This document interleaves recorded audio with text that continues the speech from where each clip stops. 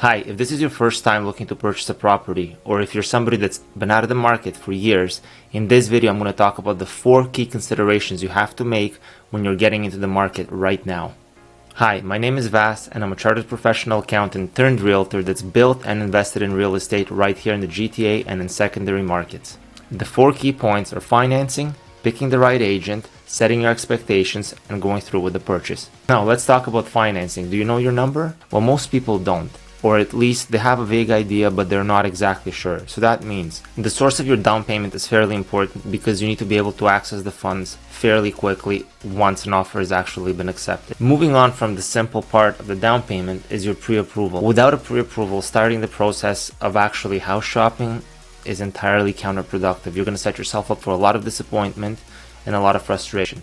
So that being said, you have to get pre-approved. My personal preference is going through a mortgage broker rather than going to a bank directly, mostly because a broker will work harder to get you a lower rate than what a bank is going to offer you where there's no competition. They're not competing with anybody when you walk in. It's just whatever rates they have, that's what you're going to take. Whereas you go to a mortgage broker, shopping you around between 10 to 15 different lenders to negotiate better rates for you. With your down payment and mortgage pre-approval amount, you have your total number. The big material amount you also have to account for is your land transfer tax. In particular, if you're buying in Toronto, it's a double land transfer tax versus buying outside of the 416. Now let's talk about my favorite part, picking an agent. And this can be a very awkward situation, especially right here in the city of Toronto, where I believe there's one agent for every 100 people. I'll give you 3 criteria that you should consider when picking your agent. What is their specialty? Let me give you an example. Personally, I'm a big fan of condos. They serve a great purpose, especially as you're trying to get on that property ladder as an affordable entry-level property. However, they're very difficult to buy, and they're very difficult to buy well, especially if you don't know what you're looking for. Specifically, when you're looking at a condo, the number one thing you're going to look at is the status certificate. If you're dealing with an agent that has not looked at status certificates, doesn't understand them, and doesn't have the context of what anything on that status certificate means, you're in big trouble. Usually, lawyers are relied upon for this type of legal review. However, a lawyer's liability is limited to just kind of identifying what the risks are, but the decision is ultimately yours. And a lot of times you're missing the context. What does a $3 million reserve fund mean in a building? Well, that sounds like a lot of money. So maybe the building is safe. It's a good building. Not necessarily. How many units are there? How old is the building? Where in the life cycle of this building are we at right now? There are so many considerations that just looking at numbers without context means nothing.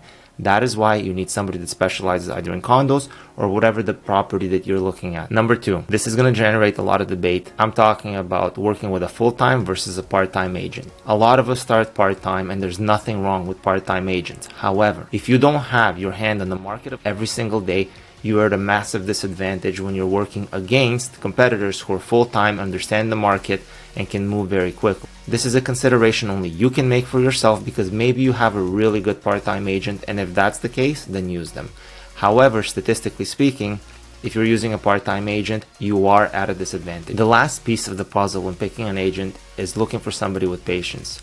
When you're looking for a property, the process can be very drawn out, and a lot of times you're spending time just building up context, understanding what is it that you actually want. That requires multiple visits to multiple properties, different parts of the city. It's important that you're working with somebody that understands this, does not rush you, and gives you all the space you need. Number 3, managing your expectations. Now, a realtor is not going to make a decision for you. You have to come up with your own decision in terms of what is important to you, in terms of area, type of property, what you want around yourself. Is a commute important to you? Is it not important? Etc. Now, the agent is there as your guide. With a solid budget and a solid agent by your side, you're now ready to move forward and start building up what is actually of importance to you. Now, you as the buyer have to remember that ultimately the decision is yours. This is your time to ask questions, probe for different answers, and think about the different possibilities with properties and how you should approach properties. How do they fit into the time horizon you plan to stay there, and how they're going to fit into the lifestyle that you look to achieve. Now, when it comes to managing expectations, because we're all very unique, there's no catch-all answer here. However, there are 2 fundamental truths that I believe in that are rooted in first principles when we're talking about decisions like this. If at all possible, do not compromise on location and type of neighborhood you're looking for.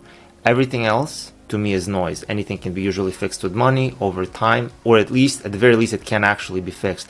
Location, type of neighborhood cannot. Number 4, showing and actually going through with the purchase. Now this can be the fun and actually very stressful part, especially if it's an extreme seller's market like we currently have, where you're competing along 10 other people for the exact same property, and once one of them wins, the 9 other people that lost just go on to the next property and the process repeats itself again. However, it doesn't need to be this bad. A good piece of advice here is to generally try to skip the nicely polished listings, the stuff that's really well staged with the beautiful photography and everything like that. Everybody else wants the exact same listing. Chances are you're bound to be disappointed unless you're willing to pay top dollar. So, if money is no object, or you're not as price sensitive as other people, which your realtor will be able to guide you through that, then by all means.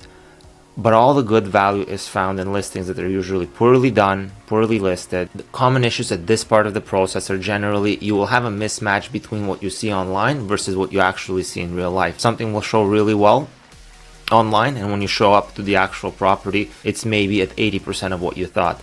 Sometimes it's the other way around, but usually the disappointment happens when you show up to the place in person. Stay realistic and understand everything is made to look really good until you actually get there and see it for yourself. Don't fall trap into beautifully staged homes. A good stager can make the worst of places look great. So do not fall trap, do not fall in love with a house. Being a buyer in today's market is extremely difficult. I understand that. I work with many buyers and I can see the challenges they face regardless of the price range that they're in. Purchasing process can look a lot scarier than it is. If you have any questions about this process or you would like more details, as this was a very high level overview, I'm always open to chatting. I love talking about real estate. You can text me, call me, or schedule a call with me over Calendly, and I'd love to answer any of your questions about real estate, especially as it pertains to the GTA right here. Thank you so much, and I hope you enjoyed this video.